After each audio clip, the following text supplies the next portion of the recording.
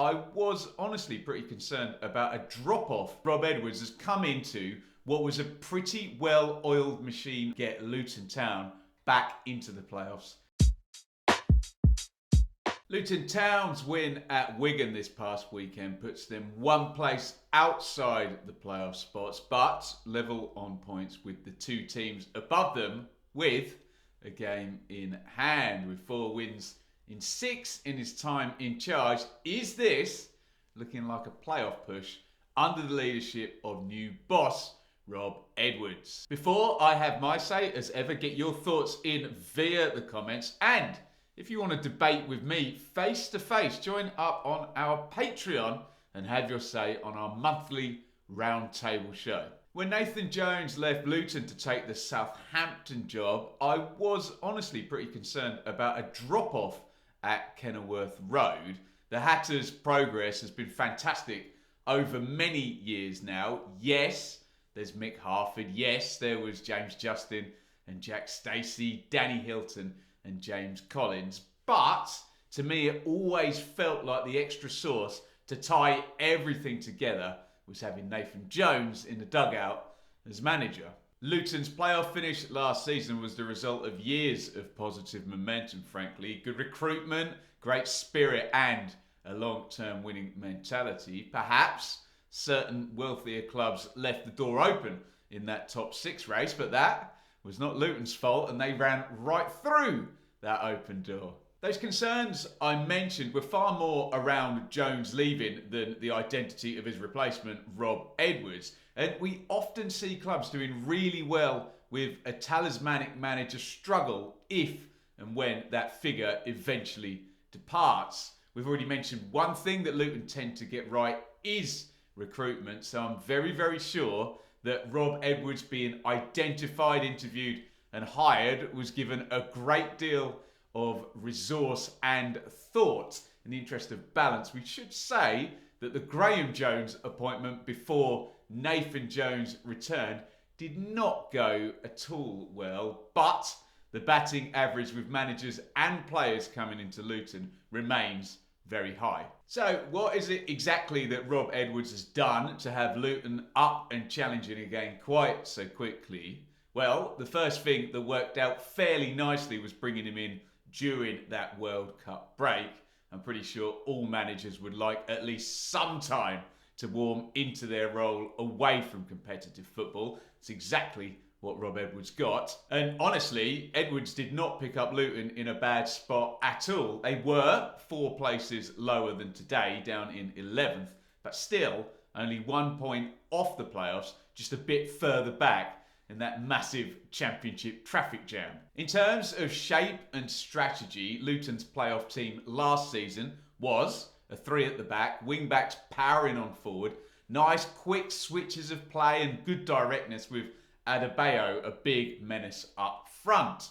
Rob Edwards' League 2 champions from last season at Forest Green were also a 3 at the backs, also with wing-backs powering forward. So the shape is the same, but the strategy seems pretty different. Nathan Jones' Luton were just brutally efficient and did not need much of the ball or many shots to win games. Last season, on their way to the playoffs, they were actually bottom of the championship for possession, 18th for shots per game, but 5th for goals, ultimately finishing 6th in the table.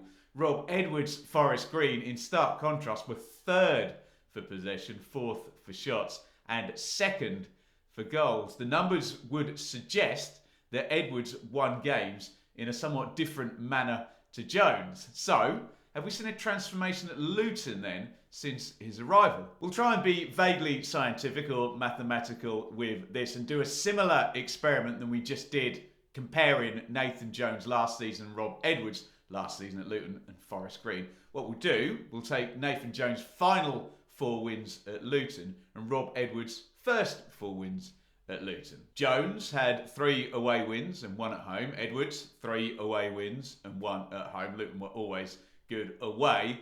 Jones, 4-7 against 1. Edwards, 4-9 against 2. Here's the important ones though. Nathan Jones' average possession, 36.98% for those 4 wins. Rob Edwards' average possession, 42.78%. But Nathan Jones, 11 shots from those 4 games. Rob Edwards, 9.25 on average. So, I think we're seeing what we would have expected. Pretty similar outputs other than possession, which we will expect to grow under Rob Edwards. So, correct me if I'm wrong, Luton fans, and I'm sure you will. It looks like Rob Edwards has come into what was a pretty well-oiled machine already. And in broad terms, he's kept things fairly similar. Certainly enough for the players to process the change of manager, whilst starting to tweak towards perhaps a slightly more possession-heavy, controlling games in that manner style, as opposed to Nathan Jones' highly efficient directness. This all sounds like a pretty good outcome to me. In a situation where a manager is poached as opposed to sacked, you'd want the new manager to come in and utilise what strengths, and there should be if the manager was poached, there are in the setup that they inherit, as well as adding a little something himself. Now, I should also point out that we focus rather heavily on Rob Edwards' 4 wins, with the identity of the 2 teams he's lost to rather revealing. The 2 defeats for Edwards came at the hands of Middlesbrough and West Brom. Now, on the one hand, you can argue that that's good because those 2 sides have both been in excellent form, and perhaps you can go some way to explaining away the defeat. On the other hand, that's not good because those 2 clubs are playoff challengers themselves, and if any side wants to make the top 6, they're going to need to be more competitive against those perceived direct rivals, especially if they're going to end up playing them in the post-season fun and games. And yes, I will accept a discussion about mitigating circumstances to the effect that the Borough defeat was in stoppage time and the game was 10 versus 11 after a red card for the last 20 minutes. And against West Brom, Luton were 2-0 up and very competitive before their eventual collapse. All of this brings us around to the playoff discussion. Luton got in there last season, so it's not beyond the realms of possibility that they would do so again. In order to get in there, though, 2 very obvious questions come up.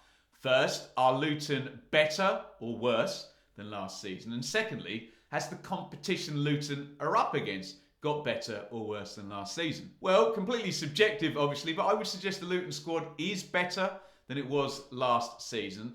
Obviously, Cal Naismith was a big loss. He was excellent for Luton in that playoff run, but the incomings probably outweigh that, particularly Carlton Morris up top. And the Hatters have seemingly sorted out their goalkeeping situation, which had been a bit of a problem for a fair while. In terms of the quality of the competition, I'm fairly conflicted on this one. Last season, we did have a relatively low number of parachute teams compared to normal. West Brom choked, and big guns like Forest, Sheffield United and Borough left it late to actually get their act together. This season, the points accumulation does feel slow in that playoff race, and it's 3rd and then down quite a long way. But with parachute teams like Watford, Norwich and West Brom all in the shuffle right now, as well as relatively wealthy teams like Middlesbrough, it does make me feel like it might be slightly tougher this time around. That is my take on Rob Edwards and his impact thus far at Luton Town. Let me know your thoughts down there in the comments on the impact of Edwards and whether he can repeat the trick done by Nathan Jones last season and get Luton Town back into the playoffs this season. This is not Rob Edwards' first rodeo on our little channel here. Why not click over in this direction to see my take on Edwards' controversial departure from Luton's great rivals Watford back in late September.